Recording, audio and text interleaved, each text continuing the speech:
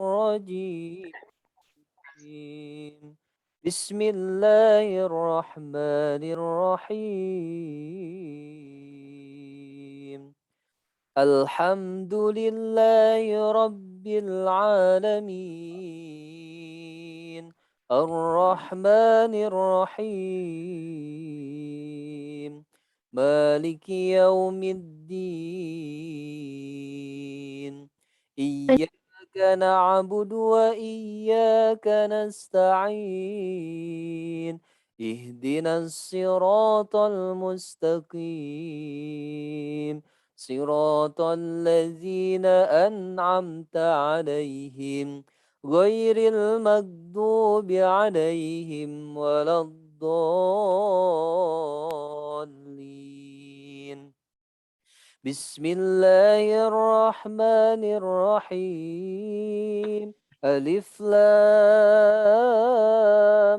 ميم ذلك الكتاب لا ريب فيه هدى للمتقين الذين يؤمنون بالغيب ويقيمون الصلاة ومما رزقناهم ينفقون والذين يؤمنون بما أنزل إليك وما أنزل من قبلك وبالآخرة هم يوقنون أولئك على هدى من ربهم وأولئك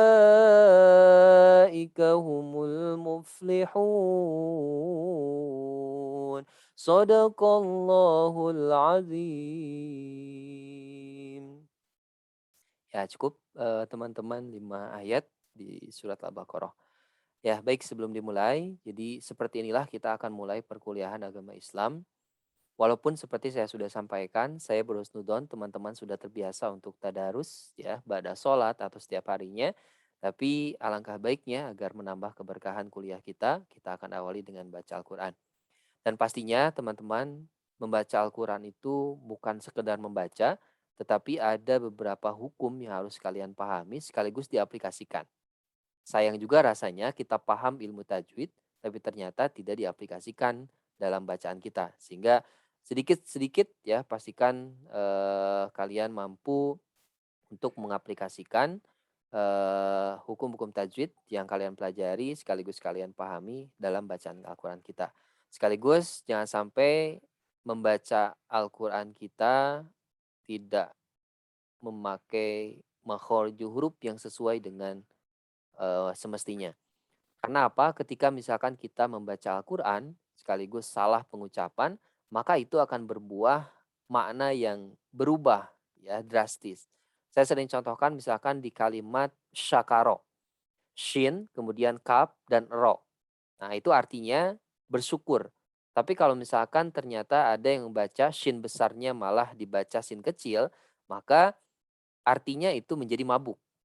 Sakaro, sin kecil itu mabuk artinya, syakaro menggunakan sin besar itu artinya bersyukur. Sehingga tujuannya bersyukur malah jadi mabuk. Nah itu artinya bahasa Arab itu benar-benar terusus bahasa Al-Quran memang benar-benar makhraj hurufnya harus sesuai dengan apa yang telah ditentukan oleh para ulama. Baik teman-teman, kita akan mulai perkuliahan kita hari ini. Kita mulai di pertemuan kedua ya. Baik. Kita mulai dengan baca basmalah. Bismillahirrahmanirrahim. Saya akan screen materinya terlebih dahulu. Mudah-mudahan suara saya jelas ya. Barangkali nanti di tengah-tengah ada suara yang kekurang jelasan, kemudian terputus-putus, mohon dikabari. Baik teman-teman, kita akan mulai saja. Sebentar.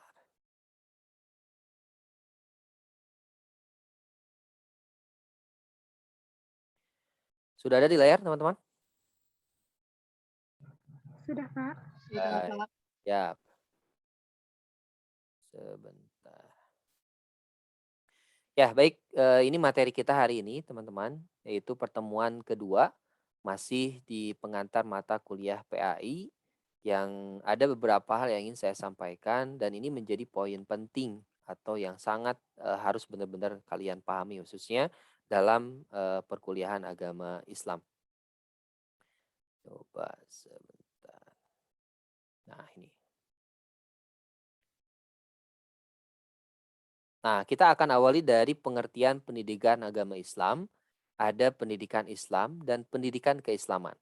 Nah, beberapa istilah ini nampaknya hampir sama ya, teman-teman. Tetapi kalau kita kaji lebih dalam, ada titik perbedaan di antara beberapa istilah yang ada di dalam eh, tiga istilah ini.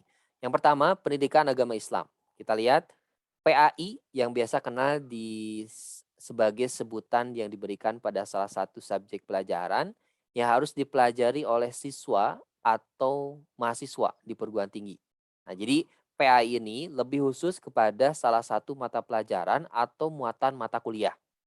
Nah, jadi ini lebih kepada jenjang formal. Jadi kalian tidak akan menemukan PAI di jenjang non formal. Itu ya, titik tekannya. Kemudian yang kedua ada pendidikan Islam. Pendidikan Islam ini adalah bimbingan terhadap pertumbuhan rohani dan jasmani berdasar ajaran Islam dengan hikmah mengarahkan, mengajarkan, melatih, mengasuh, dan mengawasi berlakunya semua ajaran Islam. Nah, kalau pendidikan Islam ini lebih umum, teman-teman. Kalian dapat ilmu agama oleh ayah dan ibu kalian di rumah, itu pendidikan Islam. Ya, kalian ikut kajian di masjid, di YouTube dan lain-lain itu lebih umum, yaitu sifatnya tidak formal, maka itu disebut dengan pendidikan Islam. Nah, yang terakhir, pendidikan keislaman, salah satu macam pendidikan keagamaan, yaitu pendidikan yang secara khusus dimaksudkan untuk memberikan bekal profesional di bidang keagamaan kepada peserta didik atau mahasiswa. Nah, jadi kalau pendidikan keislaman, ini lebih kepada pendidikan agama yang secara khusus. Misalkan di pesantren, ilmu agama itu begitu sangat luas teman-teman. Misalkan PAI itu ada bidang fikih, ada akidah, ada akhlak. Nah, fikih pun terbagi-bagi lagi. Ada fikih muamalah, munakahat dan lain-lain. Dan itu dimaksud dengan pendidikan keislaman. Nah, jadi dari tiga terminologi ini atau tiga istilah ini kita harus mampu membedakan. PAI itu lebih kepada jenjang formal, ya. Sementara pendidikan Islam itu non formal, dimanapun kalian mendapatkan pendidikan Islam khususnya itu adalah pendidikan Islam. Sementara pendidikan keislaman ini lebih kepada memfokuskan diri kepada berbagai cabang ilmu di dalam agama. Baik, selanjutnya teman-teman ini dasar hukum PAI. Jadi mata kuliah ini, agama khususnya, secara ideal filosofis itu berdasar kepada Pancasila, sila pertama, yaitu ketuhanan yang Maha Esa. Kemudian yang kedua, berdasarkan konstitusional, yaitu Undang-Undang 45, pasal 29 ayat 1 dan ayat 2. Selanjutnya ada operasional TAP MPR tentang GBHN, yang isinya bahwa pendidikan agama dimasukkan ke dalam kurikulum sekolah formal dari SD dan perguruan tinggi. Sehingga tidak aneh. Kenapa sih Pak? Misal dari SD kita sudah ketemu dengan PAI, di SMP ketemu lagi dengan PAI, di SMA atau SMK ketemu lagi PAI. Nah sekarang di perguruan tinggi kembali dengan PAI karena memang menjadi dasar operasionalnya selain mulai Pancasila, kemudian dasar konstitusionalnya pun ada. Nah dasar religiusnya ini ada dalam Quran surat An-Nahl 125. Ud'u ila sabili rabbika bil hikmah wal mau'idotil hasanah wajadilhum billati hi ahsan alayah. Serulah manusia pada jalan Tuhanmu dengan hikmah dan pelajaran yang baik dan bantallah mereka dengan cara yang baik pula. Ada juga di Ali Imran 104, wa takum minkum ummatu yad'una ilal khair wa ya'muruna bil ma'ruf wa yanhauna 'anil munkar wa ulaika humul muflihun. Quran surat Ali Imran ayat 104. Selanjutnya dasar psikologis, ternyata dalam Quran surat Ar-Ra'd Allah menjelaskan alladzina amanu wa tatma'innu qulubuhum bidzikrillah ala bidzikrillah tatma'innul qulub. Hanya dengan mengingat Allah hati kita akan menjadi tentram. Makanya zikir, kemudian baca Quran, itu adalah salah satu jalan kita mendekat dengan Sang Pencipta agar memang hati kita diberikan ketenangan oleh Allah Subhanahu wa taala. Bahkan tempat rumah Allah sendiri, mungkin kalian sering merasakan beda ya rasanya. Kalau misalkan kalian datang ke masjid, ya suasananya pokoknya adem, ya hati terasa tenang. Nah itu adalah salah satu gambaran memang secara psikologis ya manusia ketika mengingat Allah akan mendapatkan ketenangan. Nah teman-teman, sebelum muncul PAI di setiap jenjang pendidikan, ternyata ada dua pandangan kontradiktif tentang bergulirnya PAI di setiap jenjang pendidikan. Ini dari sisi historisnya teman-teman. Jadi dulu itu ada dua pandangan seperti ini. Pandangan pertama, bahwa pendidikan agama Islam perlu diajarkan. Apa dasarnya? Karena negara wajib menjaga keberagaman para marganya, termasuk menjaga para mahasiswa yang sedang belajar di perguruan tinggi. Nah, jadi ini pandangan pertama. Jadi ya wajib hukumnya negara memfasilitasi pendidikan agama warganya karena memang agama itu penting. Nah, tetapi ada juga pandangan yang kedua, PAI tidak perlu diajarkan teman-teman. Kenapa? Karena PAI ini agama khususnya adalah urusan pribadi sehingga negara tidak perlu ikut campur. Kita lihat di Amerika, di Eropa, di barat sana, agama itu karena urusan pribadi nggak perlu dimasukkan ke dalam kurikulum pendidikan. Sehingga bagi mereka agama ya bebas, mau beragama atau tidak urusan urusan pribadi sehingga tidak ada turut campur dari negara atau pihak pemerintah terhadap pribadi di negara-negara seperti barat sana. Nah, kita di Indonesia bersyukur teman-teman, bayangkan adanya PAI saja ya eh karakter, moral para peserta didik, para mahasiswa hari ini kita bisa lihat sendiri ya, pergaulan bebas, perzinahan dan lain-lain itu dengan adanya PAI di sekolah. Bayangkan kalau misalkan PAI benar-benar dihilangkan karena memang agama urusan pribadi dan ini sangat berbahaya. Secara psikologis ada manusia yang teis dan ateis, teman-teman. Teis itu artinya yang mengajak manusia agar menaati Tuhan, percaya akan Tuhan, sementara ateis yang mengajak manusia agar tidak bertuhan. Orang-orang ateis kan punya paradigma berpikir selama tidak saya rasakan maka saya tidak akan percaya itu. Misal ya, gula itu rasanya manis. Orang ateis itu tidak percaya kalau misalkan dia belum langsung merasakan bahwa gula itu rasanya manis gitu ya. Nah, agama khususnya yang perlu yang namanya keimanan, ya bagi orang-orang ateis ya tidak masuk bagi mereka. Kenapa? Karena Allah tidak bisa diperlihatkan dan sekaligus tidak bisa diperlihatkan oleh panca indera kita. Tidak bisa dirasakan. Nah, bagi kita muslim yang beriman, meskipun Allah itu tidak dilihat, kita yakin kan keberadaan Allah itu ada. Malaikat itu ada. Rasul itu ada. Siapa di kelas ini yang pernah melihat Nabi Muhammad? Ya, saya yakin tidak pernah ada. Tapi kenapa kalian percaya? Karena ada iman dalam hati kita. Siapa yang secara akal percaya akan peristiwa Isra Mi'raj yang dialami oleh Nabi?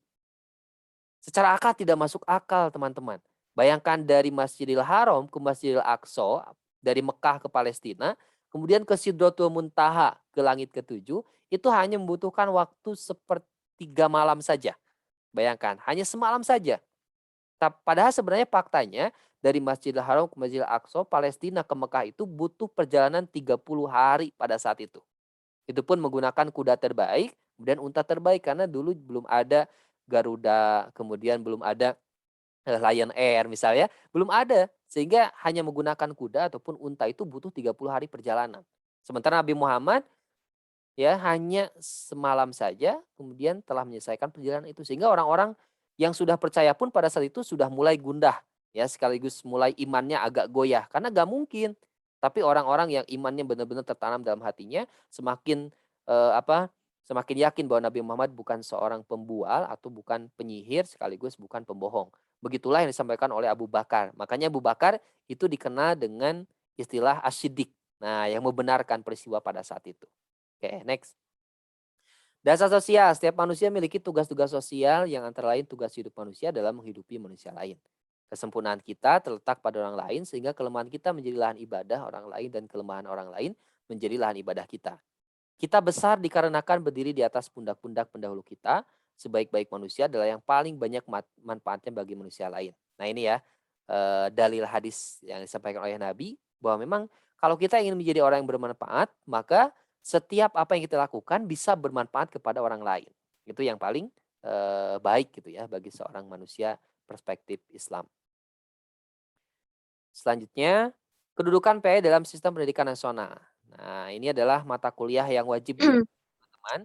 Jadi saking wajibnya ya otomatis tidak sampai atau bahkan hukumnya fardu ain ya setiap mahasiswa yang ada di sebuah perguruan tinggi ataupun di politeknik maka wajib hukumnya mengikuti mata kuliah ini.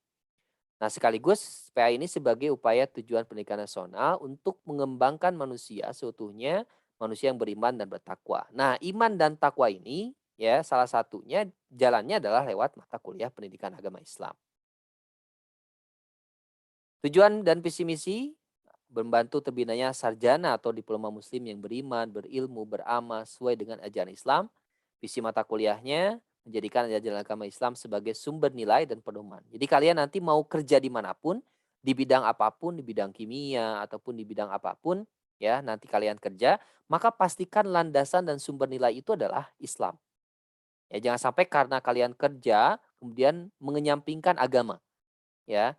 Kemudian halal haram kemudian dikesampingkan, yang penting kalian dapat keuntungan besar. Nah, ini yang kemudian tidak diharapkan. Nah, lewat mata kuliah PA ini, lulusan-lulusan Politeknik Negeri Bandung khususnya, selain mereka piawai atau terampil, skill dan lain-lainnya, tapi mereka pun menjadikan agama Islam sebagai landasan. Membina kepribadian ya secara utuh dan lain-lain. Selanjutnya peranan PAI di perguruan tinggi, pembinaan sikap religius, pembinaan moral, sikap religius sebagai internalisasi nilai, sikap religius sebagai etos kerja dan keterampilan sosial, komitmen terhadap perintah dan larangan agama, ya minimal untuk sholat wajib, kemudian perintah-perintah yang wajib kalian sudah tidak perlu diingatkan kembali. Ya, sholat itu teman-teman bukan penggugur kewajiban ya. Hati-hati, kalau misalkan ada yang hanya sholat sekarang baru penggugur kewajiban, terus tingkatkan bahwa sholat itu adalah kebutuhan kalian, ya bukan penggugur kewajiban saja. Aktif dalam kegiatan agama, kemudian menghargai simbol-simbol keagamaan, ini yang paling penting. Misalkan kita punya teman non-muslim, jangan sampai kita eh, istilahnya tidak punya sikap toleransi kepada mereka, ya karena ini penting menghargai simbol-simbol keagamaan. Akrab dengan kitab suci. Nah, lewat tadarus Al-Qur'an, ya setiap dosen mengawali kegiatan perkuliahan agama Islam ini dengan tadarus, itu salah satu upaya untuk kita akrab dengan kitab suci. Agama sebagai dasar dalam menentukan pilihan, ajaran agama sebagai sumber pengembangan ide. Baik, kita langsung ke terminologi Islamnya teman-teman. Ini yang harus menjadi dasar bagi kita memahami agama kita sendiri. Bahkan kalau misalkan orang-orang yang tidak tahu, bahkan tidak pernah belajar mendalami agama, seumur hidup dia tidak mengerti apa itu Islam. Bayangkan, ya, ini sangat berbahaya. Islam itu teman-teman secara kebahasaan setidaknya ada 3 makna. Islam itu berserah diri, tunduk, dan patuh. Jadi kalau misalkan orang yang beragama Islam tidak mau sholat, tidak mau zakat, tidak puasa, ya otomatis keluar saja dari Islamnya. Karena memang dari sisi pengertian ya otomatis berserah diri atas perintah Allah, atas yang dilarang Allah, ya harus kita pasrah dan kemudian tunduk. Yang kedua, Islam itu artinya menciptakan rasa damai. Dari kata salama, yuslimu islaman. Nah, rasa damai inilah yang dirasakan bagi orang-orang yang beragama, terkhusus kita beragama Islam. Bohong rasanya orang yang beragama Islam tetapi hidupnya tidak damai. Kalau kalian masih galau, masih gelisah, nah berarti bukan agama Islamnya yang salah, tetapi kita yang menganut agamanya yang belum total kafah kemudian dalam memahami Islam. Yang ketiga, menempuh jalan selamat. Nah, selamat ini pun adalah salah satu konsekuensi ketika kita beragama Islamnya dengan baik.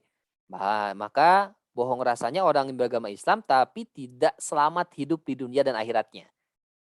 Ya, yakin kita akan selamat dunia dan akhirat ketika kita berislam dengan baik.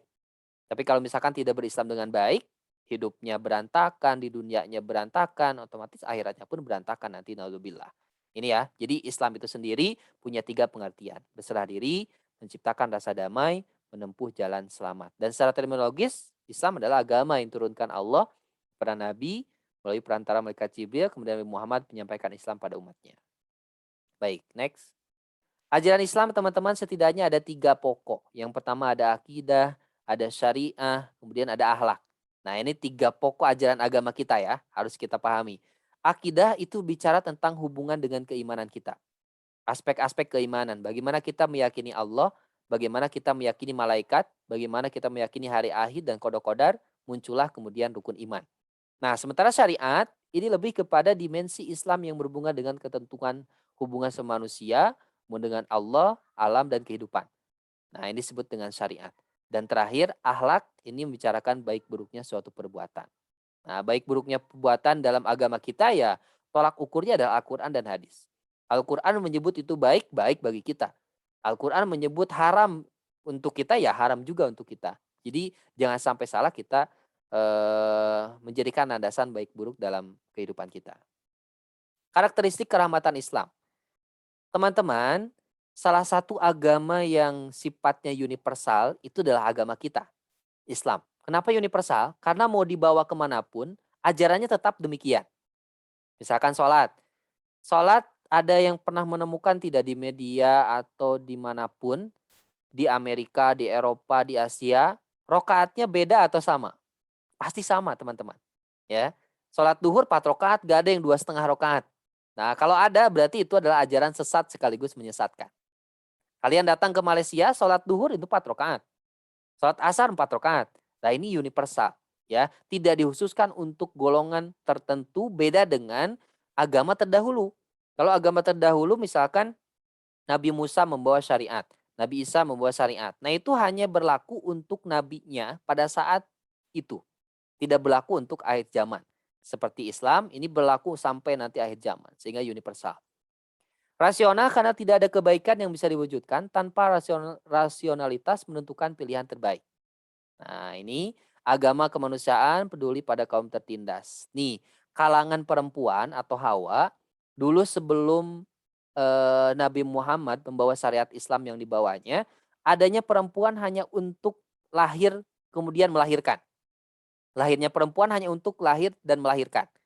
Kenapa demikian? Karena perempuan tidak punya jabatan pada saat itu.